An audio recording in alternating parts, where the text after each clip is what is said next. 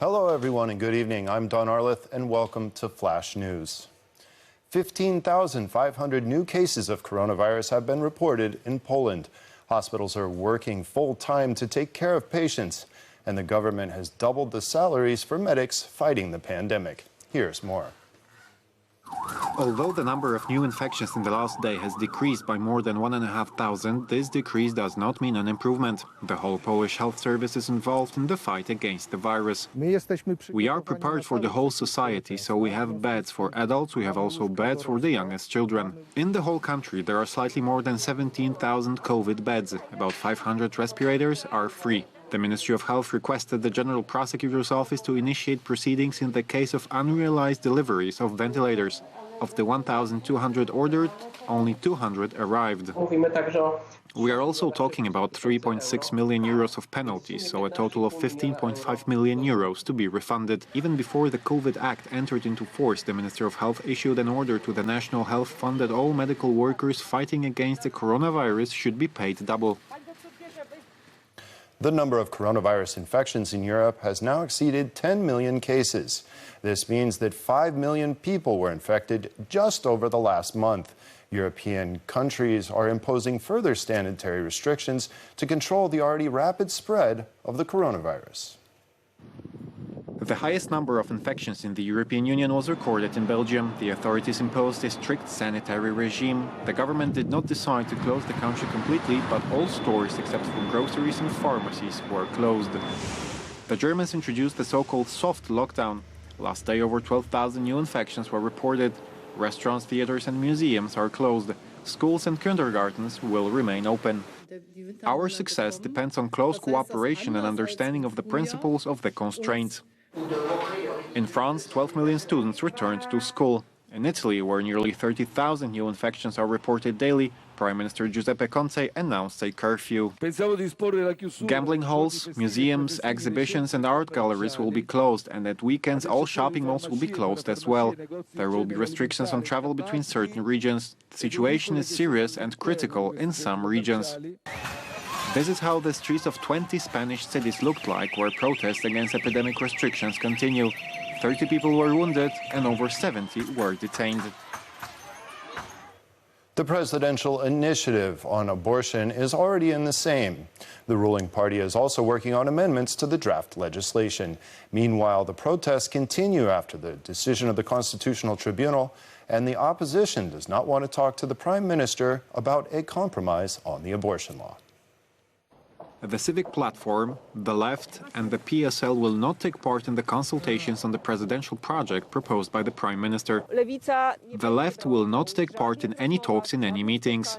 The law can be discussed here in the plenary session of the Sejm. Law and Justice ensures that it is looking for a compromise solution on lethal defects provisions. The solution we are working on must be, on the one hand, very reliable, very precise, accurate, but on the other hand, there can be no doubts as to the decision of the tribunal. Meanwhile, the organizers of the demonstration have a long list of demands. They want, among others, abortion on demand, removal of religion from schools, resignation of the government, or immediate doubling of funds for the healthcare. That is, finding 150 billion zlotys. Our main demand is the government to resign. Not everyone agrees with the parole of the women's strike. I think, I feel, I do not murder. Abortion is murder. Demonstrations are accompanied by acts of vandalism, such as the destruction of churches or monuments. At least 3 people were killed and many were injured in a series of shootings in central Vienna. The shootings, which are being described as a terrorist attack, reportedly took place in 6 separate locations by multiple gunmen with long rifles. The Interior Ministry said that 1 perpetrator was shot dead by police and 1 police officer was among those shot. A large-scale police operation is underway. It is not clear whether it was the Vienna synagogue and adjoining offices that have been the target of the attack, as they were reportedly closed at the time. The Ministry of Interior of Austria considers the incident to be a terror attack. A large police deployment was underway in central Vienna. A wide area had been cordoned off. Police have urged civilians to avoid all public spaces in the area and not to take public transport. Authorities also asked people not to share videos and photos of the incident via social media, as this could jeopardize police forces as well as the civilian population. Schools across France held a minute of silence for the memory of Samuel Paty, the teacher beheaded by a Chechen teenager. This was an apparent act of revenge after Mr. Paty showed his students controversial caricatures of the Prophet Muhammad during a class on freedom of expression. The French government has deployed extra soldiers to protect places of worship and schools, following further attacks since Paty's death, which included 3 who were killed in a church in Nice, one of which was beheaded, and a priest that was shot in Lyon. All police services are mobilized, not only national police but also municipal police. Even at the education ministry we have what we call mobile security teams, which are significant and go where they are needed. President Emmanuel Macron called the killing an attack on French values and the Republic itself. But his insistence that France will not compromise on basic freedoms of belief and expression has provoked outcry among Muslims worldwide. Thousands protested outside the French embassy in Jakarta, carrying banners calling Macron the real terrorist. In the Turkish town of Izmir, rescue workers recovered a 3-year-old child from the rubble. Friday's earthquake was the most tragic event in almost 10 years. 3 days after the powerful earthquake in the Aegean Sea, the number of those kills rose to over 80. Almost 1,000 people were injured. A 3-year-old girl spent 65 hours under the rubble. Her 2 sisters and brother were rescued together with their mother on Saturday, but one of the children died in hospital. The rescuers are carrying out the action continuously day and night in very difficult conditions because since the earthquake a total of 400 aftershocks have been recorded. Over 100 people who were injured but survived were excavated from the rubble of several houses. Almost 1,000 people were injured in total, mainly residents of Izmir. Thousands of them remain without a roof over their heads. In over 3,500 tents, 13,000 beds were prepared for them as a temporary shelter. This was the most deadly earthquake in Turkey in 10 years. About 300 people were detained in the Belarusian capital of Minsk, according to the Interior Ministry. This occurred during a weekend opposition rally against the re-election of President Alexander Lukashenko. Tens of thousands of demonstrators have been protesting since the August presidential elections, which they claim were rigged. Law enforcement officers used stun grenades and rubber bullets to disperse the protesters. Senior police officials have threatened to use live ammunition against protesters if needed.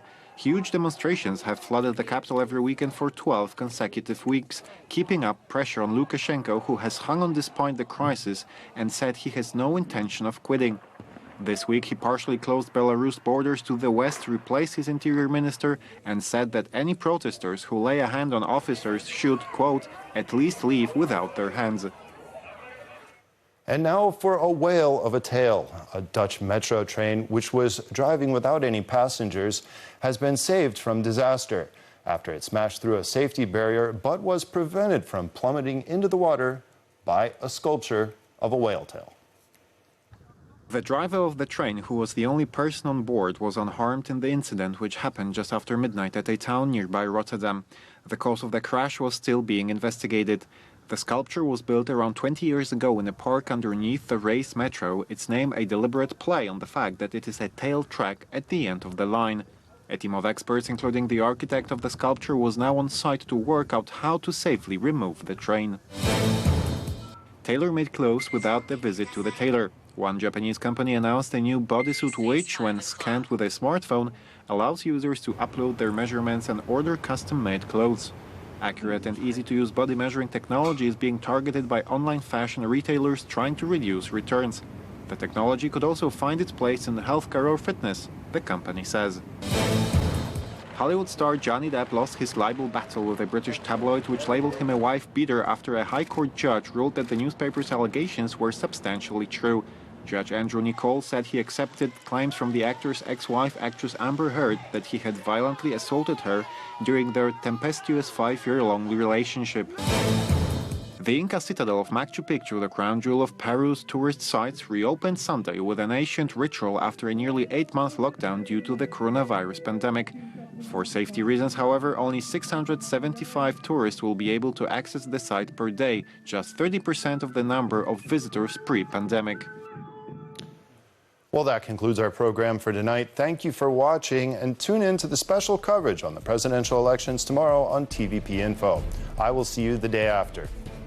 Good night.